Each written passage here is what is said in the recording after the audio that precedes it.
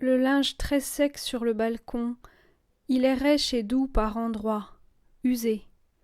La nuit a été chaude, le jour va l'être encore plus. Sur la surface plane et colorée jaune vif, sur le tissage serré de fils de coton, sur le drap propre et tendu, une très petite crotte noire, de la taille d'une graine, un peu pointue à une extrémité, plus arrondie à l'autre. La crotte, dont la forme indique qu'elle a été moulée par l'anus minuscule d'un animal passé là pendant qu'on n'y était pas, dans sa promenade nocturne. Une présence dans notre absence, comme un cambriolage s'envole, un cambrioleur qui s'envole, la crotte du gecko. Sèche et délicatement collée à la fine toile du drap, le bruit minime presque silencieux lorsqu'on secoue le drap, vibration ténue, vibration de la crotte collée qui se décolle, vibration du drap léger, bien usé, mince tremblement des fibres lorsque la crotte est entraînée par son poids ou poussée du doigt par qui dépend le linge. On pourrait croire que la crotte est un peu collante parce que le gecko tient à ce qu'on s'aperçoive bien de sa présence. Sans cette qualité d'être collante, elle pourrait s'envoler avec les vents chauds des nuits d'été, à ce qu'on repère bien la trace de son passage.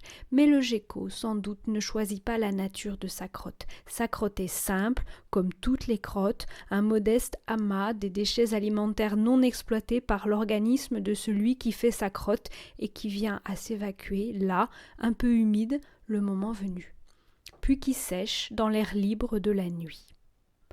Que l'esprit matinal sur le balcon reste perplexe devant cette crotte sur le linge propre, cette crotte qui signe le passage du temps, la continuation du monde et de la vie pendant notre absence, c'est une chose qui ne concerne point le gecko. C'est autre chose et pourtant c'est toujours la crotte. L'étrange absence de l'animal, le savoir indéniable de son passage, son invisibilité dite par la crotte en même temps que son existence sûre, la crotte, sa présence-absence. La toute petite crotte noire, sèche et pointue, nous métaphysique. Et ce n'est pas tout. Elle nous ramène immanquablement à son auteur, son petit producteur. Elle le fait surgir dans la pensée, le gecko à travers sa trace, comme l'empreinte du sanglier dans la boue d'une forêt fait surgir le groin marron foncé et le poil hirsute de cochon noir. Comme la marque gravée dans la pierre d'un monument porte en elle le baiser des amants, leurs initiales perdues. La crotte porte en elle l'espèce de lézard épais, comme un lézard ordinaire de nos contrées qui serait devenu obèse et un peu du crapaud. Il n'est pas d'ici, le gecko, c'est un animal migrant. 30 ans à peu près, sans doute, que ces crottes sont arrivées sur les étendoirs à linge des balcons du sud de la France. La crotte du gecko nous écrit dans une langue sauvage composée de mots crottes tracés au hasard sur les draps, nous écrit du lointain, de derrière les volets, nous écrit que l'œil du gecko nous regarde, qu'un animal exotique est dans nos parages, nous raconte l'histoire, la présence précise et incontournable de cette petite crotte noire, sèche, pointue, à une extrémité, pas à l'autre. Dans cette crotte qu'on trouve le matin, arrêtée dans le linge propre, il y a des containers trimballant palmiers des pays tropicaux vers les grands ports de la Méditerranée. Il y a le climat réchauffé qui offre aux geckos les doux hivers de leur survie. Mais c'est une grande exagération de l'esprit que cela. Est-ce que l'infime objet posé là sous l'œil de qui s'apprête à dépendre le linge contient l'imaginaire? Est-ce que la crotte contient l'histoire de la mondialisation lancée comme un taureau énervé, inarrêtable, tout le monde se cache? Le gecko, lui, s'en fout, il crotte. Sa crotte colle au drap. Le drap est coloré, vert vif, sec. Un peu rêche et usé, quelqu'un le dépend. Dans la tête, derrière l'œil qui regarde, un gecko bien vivant, bien là, entretient un lien d'intimité avec l'été, avec le palmier, sa crotte comme l'âme apparente de l'animal.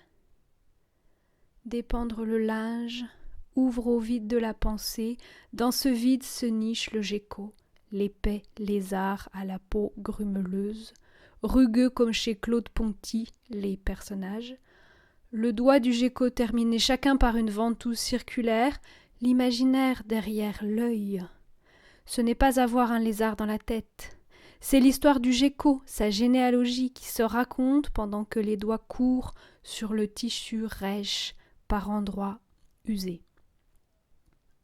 Le gecko, dont on ne sait presque rien, si ce n'est son épaisseur, la rugosité de sa peau, la forme un peu pointue à une extrémité de sa crotte, ses apparitions brèves sur le mur à une heure identique qui ponctue les soirs d'été. Notre étonnement, une curiosité sincère, la course rapide le long du mur qui fait sursauter, qui ouvre les volets au couchant. Avec la crotte sur les draps, il y a la maigre connaissance de l'invisible, de ce qui passe, les petits qui s'égarent dans la maison à la fin de l'été, qu'on tente d'attraper pour reconduire au dehors, qui laissent leur petite queue tomber longtemps frétillante dans les escaliers. Pourtant, dans le visible, il n'y a que cette petite chose noire, un peu dure, friable, qui en séchant a pris dans sa matière quelques fibres du coton usé et qui fait un très léger crissement en se détachant du drap. Qu'est-ce donc que cette crotte ? Un petit tas d'atomes, la matière, les insectes mangés, des déchets de moustiques morts et digérés qui ne piqueront plus personne, ne feront pas râler les touristes de passage, ceux qui ne prennent pas le temps de s'habituer aux piqûres. Dans l'amas minuscule de matière, atomes, molécules, évacués par l'animal, sa présence totémique, nos fantasmes de tropique, la crotte. Le lézard au mur chez Robbe-Grillet, la jalousie, l'insaisissable répétition des scènes dans le nouveau roman, une époque lointaine ou proche selon, la fascination pour le texte quasi vide, plein du désir. Non, non, non, ce n'est pas un lézard. Dans le livre, c'est un scolopendre. La scène du scolopendre, l'homme qui se lève et le tue, le couple à table, immobile, la tache au mur, l'homme qui se lève et le tue, le scolopendre. Il n'y a pas d'histoire, il y a ce qui se passe. La scène, les personnages, ce que veut dire le scolopendre, ce qu'il ne veut pas dire, ce qu'il ne dit ou rien, la tâche. Ce que le texte ne dit pas. Ce que le réel ne dit pas. Ce qu'il se passe dans la tête. La crotte de gecko qui fait surgir l'imaginaire colonial. Le réel qui n'agit en rien. La crotte immobile qui ne veut rien. La pensée qui pense. La tête qui pense ou ne pense pas. La tête qui vit sa vie, sa folie de tête. La jalousie, la chaleur, les doigts qui ramassent les pinces à linge, le drap maintenant replié, les tropiques. La scène qui se répète, l'adultère, la jalousie, s'instaure. Les palmiers qui voyagent, le chaud, le froid, les containers, les geckos à l'assaut du monde. De cela, rien n'existe, tout est là peut-être entre la crotte et le drap. La crotte qu'on peut écraser entre le pouce et l'index, la petite forme moulée qui devient poussière, les évocations, poussière de tête à l'intérieur du crâne, le souffle du vent qui respire. Poussière de tête à l'intérieur du crâne, le souffle du vent qui respire, le chaud qui monte du balcon.